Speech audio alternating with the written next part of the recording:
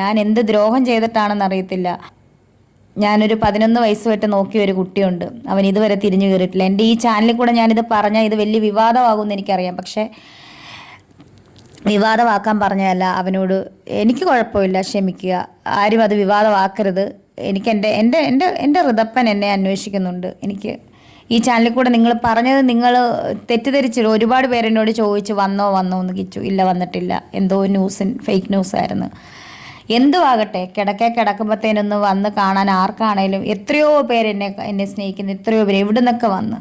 പിന്നെ എനിക്ക് ഈ ഇൻഫെക്ഷൻ പറ്റാത്തതുകൊണ്ട് മാസ്കൊക്കെ വെച്ചിട്ടാണ് എൻ്റെ റൂമിൽ വാതുക്കെ നിൽക്കുന്നതൊക്കെ. എനിക്ക് ഒത്തിരി കൈത്താങ്ങൽ, എനിക്ക് ഈ അവസരത്തിൽ ഒത്തിരി കൈത്താങ്ങൽ എൻ്റെ എൻ്റെ ചേച്ചി, എൻ്റെ ചേട്ടൻ, എൻ്റെ അമ്മ, എൻ്റെ പപ്പ. ഞാനൊന്ന് കരയുമ്പോൾ ഓടി വരും അവർ. അതുപോലെ എൻ്റെ മാനേജർ കരീഷ്മ, മാനേജർന്ന് ഞാൻ പറയുന്നില്ല. അതുപോലെ എൻ്റെ സഹോദരൻ, ഇപ്പോൾ ഈ ക്യാമറ എടുക്കുന്ന എൻ്റെ ഒരു സഹോദരനാണ്. അവനൊരു പ്രതിഫലം പോലും ചോദിക്കാതെ. പക്ഷെ എനിക്ക് ഇവരോടൊക്കെ എങ്ങനെയാണ് നന്ദി പറയേണ്ടതെന്ന് എനിക്ക്. പിന്നെ അപ്പുറത്തെ തിരുമേനിയുടെ കൂടെയുള്ള കുട്ടി, അതുപോലെ ഒരുപാട് പേരെന്നെ സ്നേഹിക്കുന്നവരുണ്ട്. അതിൻ്റെ ഇടയ്ക്ക് വാശി കയറി അങ്ങോട്ടും ഇങ്ങോട്ടും വിവാദങ്ങൾ ഉണ്ടാക്കുന്നവരുമുണ്ട്. എനിക്കൊന്നും പറയാനില്ല. ആർക്കും ക്യാൻസർ രോഗം വരരുതെന്ന് മാത്രമേ ഞാൻ പ്രാർത്ഥിക്കുന്നുള്ളൂ. ചിറകുകളിൽ അനശ്വര തീരത്തു ഞാൻ ചെന്നു, അനവരതം ദൂതർ സ്ഥിതി ചെയ്യും നാഥനെ ആനന്ദത്തോടെ ഞാൻ കണ്ടു. ആയിരം ദൂതസൈന്യം ആമോദമോടെ പാടുന്നു. അതിൽ നടുവിൽ ഞാൻ തിരുമിണമീട്ടി ആത്മീയ ഗീതങ്ങൾ പാടി ഞാൻ. ആശകളിൽ തൻ ചിറകുകളിൽ അനശ്വര തീരത്തു ഞാൻ ചെന്നു, അനവരതം ദൂതർ സ്ഥിതി ചെയ്യും നാഥനെ ആനന്ദത്തോടെ ഞാൻ കണ്ടു. Welcome back to my YouTube channel. അപ്പോൾ ഈ ഗാനമാണ് എന്നെ ഈ ആഴ്ച മുഴുവനും, സത്യം പറഞ്ഞാൽ ഈ ഫസ്റ്റ് കീമോ സ്റ്റാർട്ട് ചെയ്തപ്പോൾ എന്നെ വഴി നടത്തിയ ഒരു സോങ് എന്ന് പറഞ്ഞാൽ ഈ സോങ് എനിക്ക് നൊസ്റ്റു തന്നെയാണ്. ഞങ്ങളുടെ പണ്ടത്തെ ഒരു ആൻറ്റി ഉണ്ട്, അങ്കിളുണ്ട്, ജോയി അങ്കിളും ബെറ്റി ആൻറ്റിയുടെ ആങ്ങള രാജു മാവിലക്കര അങ്കിളും വൈഫും പാടിയ പാട്ടാണ്. അപ്പം അവരൊക്കെ ആ തീരത്തെ അണഞ്ഞു. അവരൊക്കെ, അതായത് ആ രാജു മാവിലക്കര അങ്കിളും ആൻറ്റിയൊക്കെ ആ തീരത്ത് അണഞ്ഞു. അവരൊക്കെ മരിച്ചുപോയി. പക്ഷെ അവരുടെ ആ പാട്ട് ഇപ്പോഴും നമ്മൾക്ക് പ്രത്യാശ തരുന്നു. ഞാനിത് തുടങ്ങിയത് ഈ ഒരു ഗാനമാണ് എന്നെ ഇപ്പം ഈ കുറേ ദിവസമായിട്ട് ശക്തീകരിക്കുന്നത്. നിങ്ങൾ ഓർക്കും ഞാൻ എന്നെ ഇങ്ങനെ കിടക്കുന്നത്, എനിക്ക് നേരെ ഇരിക്കാൻ വയ്യ. ഇരുന്ന് കഴിഞ്ഞാൽ ഞാൻ ഛർദ്ദിക്കുക തന്നെയല്ല, വയറ് ലൂസ് മോഷനാണ്, തലകറക്കമാണ്, പെടലിയെല്ലാം പൊട്ടി, പെടലിയുടെ സൈഡെല്ലാം പൊട്ടി. ഇന്നാണ് ഞാൻ കാണുന്നത്, തൊണ്ടയുടെ ഇവിടെ പൊട്ടി. അങ്ങനെ കുറച്ച് പ്രശ്നങ്ങളാണ്. അതുപോലെ ഇന്നിപ്പം എന്താണ്ടേ നിങ്ങളോർക്ക് ഒരുങ്ങിയിരിക്കുന്നതന്നെയാണ്. ഇത് ഈ പിക്ക് ലൈന് ജസ്റ്റ് ഒന്ന് ബ്ലീഡിങ് ആയി, അത് ചെറുതായിട്ട്. അപ്പം ഞാൻ ബാത്റൂമിലെങ്ങാണ്ട് പോയപ്പോൾ ഫ്ലഷ് ചെയ്തപ്പോൾ എങ്ങാണ്ട് പറ്റിയതാണ്. അപ്പോൾ ഇന്ന് ഹോസ്പിറ്റലിൽ പോയി അത് ക്ലീൻ ചെയ്ത് നേഴ്സുമാർ. അപ്പോൾ അവർ പറഞ്ഞു ഇനിയിപ്പോൾ ഇങ്ങനെ എന്തെങ്കിലും വന്നാൽ അത്രയും ദൂരെ വരണ്ട, ഇവിടെ എവിടെയെങ്കിലും ക്ലീൻ ചെയ്യാൻ പറഞ്ഞു ഡോക്ടർ, നേഴ്സുമാർ. നമ്മളങ്ങ് ചെന്ന് അപ്പം ഞാൻ പറഞ്ഞു വന്ന് ഫസ്റ്റ് കീമോ എന്ന് പറയുമ്പം കീമോ എന്ന് ഞാൻ കേട്ടിട്ടുള്ളതല്ല, നമുക്ക് അനുഭവിച്ചിട്ടില്ല നമ്മളിന്ന് വരെ. അപ്പോൾ ഒരു പേടി ഉണ്ടായിരുന്നു. പിന്നെ ഞാൻ ആലോചിച്ചു, സത്യം പറഞ്ഞാൽ ക്യാൻസറിനെ എനിക്ക് പേടിയില്ല. പക്ഷേ ഈ അവസ്ഥ, ഈ വേദന, എൻ്റെ കുഞ്ഞ്, എൻ്റെ വീട്ടുകാർ, എൻ്റെ ചേച്ചി, ചേട്ടൻ, എൻ്റെ സഹോദരങ്ങൾ, എനിക്ക് ചുറ്റും നല്ല കുറച്ച് ആൾക്കാർ, എക്സ്പെഷ്യലി കരീഷ്മ, എൻ്റെ ചേച്ചി, കുറച്ച് പേരുണ്ട്, എൻ്റെ ചേട്ടാപ്പി, സച്ചു, എനിക്ക് പേര് പറഞ്ഞാലാണ് പപ്പ, അമ്മ, ഋതപ്പൻ, ലുതിയ, മലം, ഇവരുടെ വേദനയാണ് എനിക്ക് സഹിക്കാൻ പറ്റാത്തത്. എൻ്റെ കസിൻസൊക്കെ. എനിക്ക് വേദനയൊന്നുമില്ല, മീൻസ് എനിക്ക് പേടിയില്ല, ഭയമില്ല. ക്യാൻസറിനെ എനിക്ക് ഭയമില്ല. എൻ്റെ കണ്ടീഷൻ എനിക്ക് സത്യം പറഞ്ഞാൽ അറിയത്തില്ല, എന്താണെന്ന് പോലും എനിക്കറിയത്തില്ല. എന്ത് സ്റ്റേജാണെന്ന് ചെറുതായിട്ടറിയാം. അത് ചിലപ്പോൾ എന്തുവാകട്ടെ, സ്റ്റേജ് എന്തുവാകട്ടെ, ദൈവം വിടുവിക്കാൻ ശക്തനാണെങ്കിൽ ദൈവം വിടുവിച്ചേ പറ്റത്തുള്ളൂ. അപ്പം ഞാൻ പറഞ്ഞു വന്നത്, എൻ്റെ ഈ ഒരു ചാനലിൽ ഞാൻ പറയുന്നത് എൻ്റെ ഫസ്റ്റ് കീമോ അനുഭവമാണ്. ഞാനത് കീമോയ്ക്ക് മുന്നേ തൊടയിലൊരു മരുന്ന് കുത്തി. അതെന്തോ ആൻറ്റിബോഡിയാണെന്നാണ് പറഞ്ഞത്. അതങ്ങനെ സാധാരണ കുത്തുന്നതാണോ എന്നൊന്നും എനിക്കറിയില്ല. അത് ഇച്ചിരി ലക്ഷം വിലയുള്ള മരുന്ന് തന്നെയാണ്. അത് കുത്തിയാലേ എന്തായാലും ഇത് കറക്റ്റ് ആവത്തുള്ളെന്നാണ് ഞാൻ അറിഞ്ഞത്. എനിക്ക് ഈ മെഡിക്കൽ വേർഡോ കാര്യങ്ങളോ ഒന്നും അറിയില്ലെങ്കിൽ പോലും എൻ്റെ ആ ഒരു ഊഹാപോഹം വെച്ച് ഡോക്ടേഴ്സിൻ്റെ സംസാരവും കാര്യങ്ങളൊക്കെ വെച്ചിട്ട് മനസ്സിലാക്കിയത് ആൻറ്റിബോഡി എല്ലാ പ്രാവശ്യവും ഈ 17 കീമോയിലും ഇത് കുത്തിവെക്കണം. അപ്പം അങ്ങനെ ഒരു കണ്ടീഷനിലാണ് ഞാൻ. അപ്പം കീമോ സ്റ്റാർട്ട് ചെയ്ത് ഉറക്കത്തിൻ്റെ ഒരു ടാബ് ആദ്യം തന്നു, ഇഞ്ചക്ഷൻ. മയങ്ങിപ്പോയി. എൻ്റെ കൂടെ എൻ്റെ ചേച്ചിയുണ്ട്, ചേട്ടനുണ്ട്, നേഴ്സ്, എല്ലാവരും ഉണ്ടായിരുന്നു.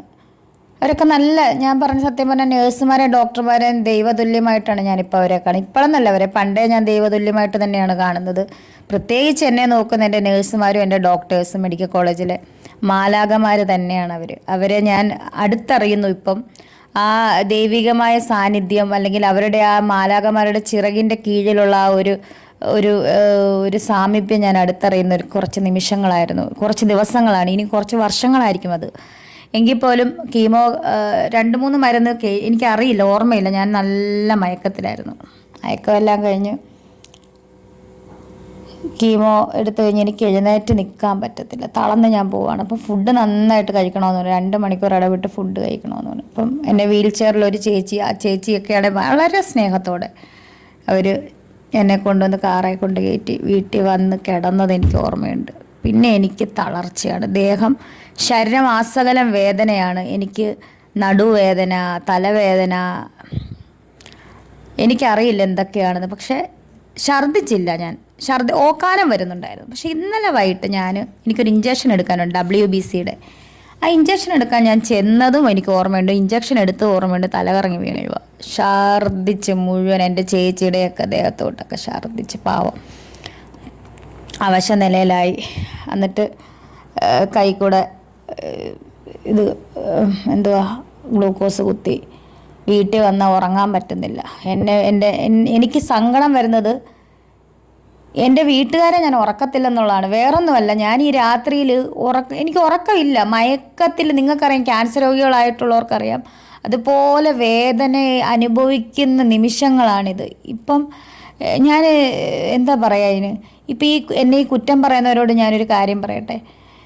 ഇന്നലെ ഹോസ്പിറ്റലിൽ പോയപ്പോൾ അവിടുത്തെ അറ്റൻഡേഴ്സ് പറഞ്ഞതാണ്, ഞങ്ങൾ എന്ത് വന്നാലും ക്യാൻസർ രോഗികളുടെ വൈസ്റ്റാൻസേഴ്സ് അങ്ങനല്ലേ പറയുന്നത്, അവരോട് ഞങ്ങൾ മാറി നിൽക്കാൻ പറയത്തില്ല. കാരണം ഈ ഒരു ക്യാൻസർ വാർഡിൽ ഞങ്ങൾ അവരെ ഒന്നും വേറെ ജസ്റ്റെങ്കിലും ഒന്ന് മാറി നിൽക്കാൻ പറയത്തില്ല. വഴക്കല്ല, മാറി നിൽക്ക്, 2 പേര് നിൽക്കുക, ഞങ്ങൾ പറയത്തില്ല. കാരണം അതാണ് ക്യാൻസർ രോഗം. ക്യാൻസർ വാർഡിൽ ചെന്നാൽ മാത്രമേ അത് അറിയത്തില്ല. ഇന്നലെ ഞാനത് അനുഭവിച്ചു. ഞാൻ ഇന്നലെ ക്യാൻസർ വാർഡിൽ ചെന്നു. നിങ്ങൾ ഈ കുറ്റം പറയുന്നവർ എന്ത് കണ്ടിട്ടാണ് കുറ്റം പറയുന്നതെന്ന് എനിക്കറിയില്ല. ഒരു നിമിഷം മതി നമുക്ക് രോഗം വരാം. പക്ഷെ ദൈവത്തെ ഓർത്ത് ആർക്കും ഈ രോഗം വരുത്തരുതെന്ന് മാത്രമേ ഉള്ള പ്രാർത്ഥന. എൻ്റെ ശത്രുക്കൾക്ക് പോലും, പിതാവേ, എൻ്റെ ശത്രുക്കൾക്ക് പോലും ഈ രോഗം വരുത്തരുതേ എന്ന് മാത്രമേ പ്രാർത്ഥിക്കുന്നുള്ളൂ. ഞാൻ ഇവിടുന്ന് എഴുന്നേറ്റ് കഴിഞ്ഞാൽ എന്നെ ഞാനാക്കിയ ദൈവത്തെ എവിടെ ചെന്നാലും, ഷൂട്ടാണെങ്കിലും എനിക്കിനി കിട്ടുന്ന എന്ത് പ്രോഗ്രാമാണേലും ദൈവത്തെ ഒരു നിമിഷം മഹത്വപ്പെടുത്തിയിട്ട് ഞാൻ ഇവിടുന്ന് എഴുന്നേറ്റാൽ, ഈ ക്യാൻസർ രോഗം എന്നെ വിട്ട് മാറിയാൽ, ഇല്ല, എനിക്ക് ഉറപ്പുണ്ട് ഞാൻ തിരിച്ചു വരുമെന്ന് ഉറപ്പുണ്ട്. പക്ഷേ എനിക്ക് ശാരീരികമായിട്ട് വളരെ ബുദ്ധിമുട്ടാണ്. എൻ്റെ മൈൻഡ് സെറ്റ് കൊണ്ട് മാത്രമാണ് ഞാൻ ഇങ്ങനെയെങ്കിലും ചാരി ഇരിക്കുന്നത്. എനിക്ക് വയ്യ, ഒട്ടും വയ്യ, തീരെ വയ്യ. നിങ്ങൾ പ്രാർത്ഥിച്ചില്ലേലും എന്നെ ശപിക്കാതിരിക്കുക. എനിക്ക് എൻ്റെ കുഞ്ഞിനെ ഓർത്തിട്ട് എനിക്കൊരു ഋതപ്പനുണ്ട്. ആ കുഞ്ഞ് ഒരാഴ്ചയായിട്ട് അത് ചിരിച്ചിട്ടില്ല, ചിരിച്ചു കാണുന്നില്ല അതിൻ്റെ മുഖം. അതിനെ ഓർത്ത് ഞാൻ ഓരോ നിമിഷവും ദുഃഖിക്കുവാണ്. നിങ്ങൾക്കറിയാലോ, നിങ്ങളോട് എന്ത് പറഞ്ഞാലാണ് എനിക്കറിയില്ല, ഞാൻ എന്ത് ദ്രോഹം ചെയ്തിട്ടാണെന്ന് അറിയത്തില്ല. ഞാനൊരു 11 വയസ്സ് തൊട്ട് നോക്കിയ ഒരു കുട്ടിയുണ്ട്, അവൻ ഇതുവരെ തിരിഞ്ഞു കയറിയിട്ടില്ല. എൻ്റെ ഈ ചാനലിൽ കൂടെ ഞാനിത് പറഞ്ഞാൽ ഇത് വലിയ വിവാദമാകുമെന്ന് എനിക്കറിയാം. പക്ഷേ വിവാദമാക്കാൻ പറഞ്ഞതല്ല, അവനോട് എനിക്ക് കുഴപ്പമില്ല, ക്ഷമിക്കുക, ആരും അത് വിവാദമാക്കരുത്. എൻ്റെ ഋതപ്പൻ എന്നെ അന്വേഷിക്കുന്നുണ്ട്. എനിക്ക് ഈ ചാനലിൽ കൂടെ നിങ്ങൾ പറഞ്ഞത് നിങ്ങൾ തെറ്റിദ്ധരിച്ചില്ല. ഒരുപാട് പേരെന്നോട് ചോദിച്ചു വന്നോ എന്ന് കിച്ചു. ഇല്ല, വന്നിട്ടില്ല, എന്തോ ഫേക്ക് ന്യൂസായിരുന്നു. എന്തുവാകട്ടെ, കിടക്കുമ്പോഴത്തേനൊന്ന് വന്ന് കാണാൻ ആർക്കാണേലും, എത്രയോ പേര് എന്നെ സ്നേഹിക്കുന്നു, എത്രയോ പേര് എവിടെ നിന്നൊക്കെ വന്ന്. പിന്നെ എനിക്ക് ഈ ഇൻഫെക്ഷൻ പറ്റാത്തതുകൊണ്ട് മാസ്കൊക്കെ വെച്ചിട്ടാണ് എൻ്റെ റൂമിൽ വാതുക്കെ നിൽക്കുന്നതൊക്കെ. എനിക്ക് ഒത്തിരി കൈത്താങ്ങൽ, എനിക്ക് ഈ അവസരത്തിൽ ഒത്തിരി കൈത്താങ്ങൽ എൻ്റെ എൻ്റെ ചേച്ചി, എൻ്റെ ചേട്ടൻ, എൻ്റെ അമ്മ, എൻ്റെ പപ്പ. ഞാനൊന്ന് കരയുമ്പോൾ ഓടി വരും അവർ. അതുപോലെ എൻ്റെ മാനേജർ കരീഷ്മ, മാനേജർ എന്ന് ഞാൻ പറയുന്നില്ല, അതുപോലെ എൻ്റെ സഹോദരൻ, ഇപ്പോൾ ഈ ക്യാമറ എടുക്കുന്ന എൻ്റെ ഒരു സഹോദരനാണ്. അവനൊരു പ്രതിഫലം പോലും ചോദിക്കാതെ, പക്ഷെ എനിക്ക് ഇവരോടൊക്കെ എങ്ങനെയാണ് നന്ദി പറയേണ്ടതെന്ന് എനിക്ക് പിന്നെ അപ്പുറത്തെ തിരുമേനിയുടെ കൂടെയുള്ള കുട്ടി, അതുപോലെ ഒരുപാട് പേരെന്നെ സ്നേഹിക്കുന്നവരുണ്ട്. അതിൻ്റെ ഇടയ്ക്ക് വാശി കയറി അങ്ങോട്ടും ഇങ്ങോട്ടും വിവാദങ്ങൾ ഉണ്ടാക്കുന്നവരുമുണ്ട്. എനിക്കൊന്നും പറയാനില്ല. ആർക്കും ക്യാൻസർ രോഗം വരരുതെന്ന് മാത്രമേ ഞാൻ പ്രാർത്ഥിക്കുന്നുള്ളൂ. അപ്പോൾ എല്ലാവരും ചാനലൊന്ന് സബ്സ്ക്രൈബ് ചെയ്യുക. ഞാൻ ഇനിയും അടുത്ത കീമോയുടെ വിശേഷമായിട്ട് കാണാം. അപ്പം അതുവരെ ബൈ.